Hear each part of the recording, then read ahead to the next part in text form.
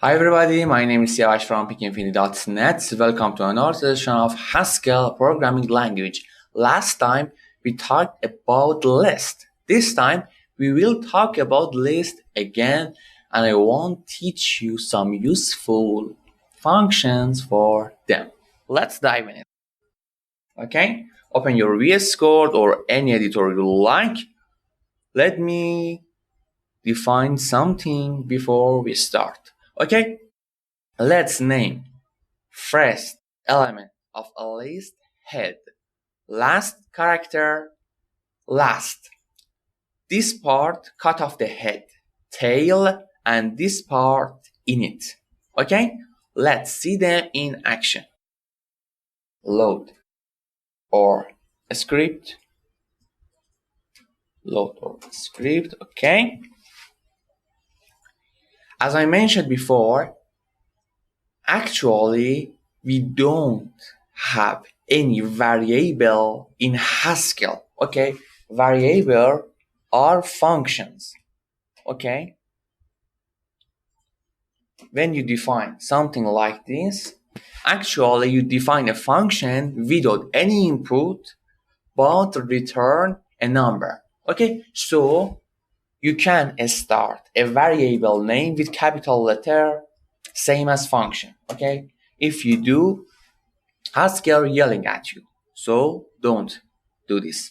Okay, just use lowercase letter. Okay, and let me show you something interesting. Okay, let's define an empty list and check type of it. Okay, when Haskell don't show you any specific characters, it's mean it has general type. Okay, no number, no character, just general type. And when you, for example, prepend something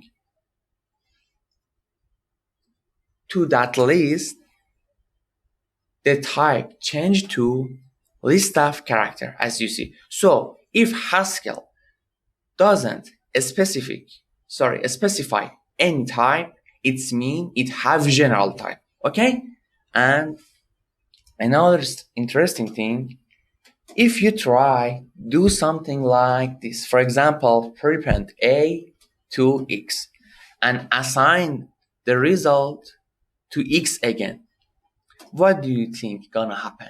Maybe you think you get a string like this, but let's see.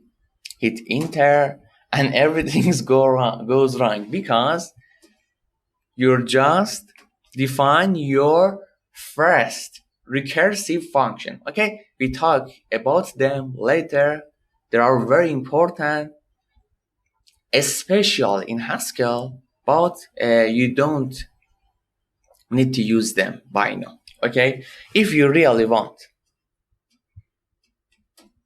get a string, okay, you should assign it to another variable. Okay, but remember there is no variable in Haskell, and as I mentioned before, there is no string in Haskell. A string are a list of character and variable just are function. Okay, let's continue. First, clear the screen and I show you some useful function for list. Okay, if you want get length of a list, simply use length function. If you want get head, use head. If you want get last, use last. For tail, use tail, and for init, use init. Okay, very simple. And there is another interesting thing I want to share with you. Okay, as I said before, if you want to get an element from a list, you can use this operator. Okay, But remember, almost anything in Haskell are function. Okay, so what about operators? Yes, operators literally are function. They are more function than anything else. So why? We can use them like other function. Actually, you can.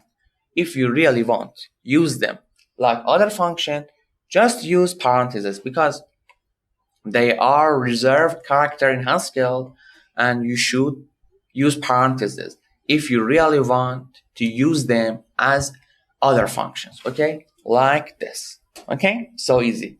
And other operation too, you can use them this way.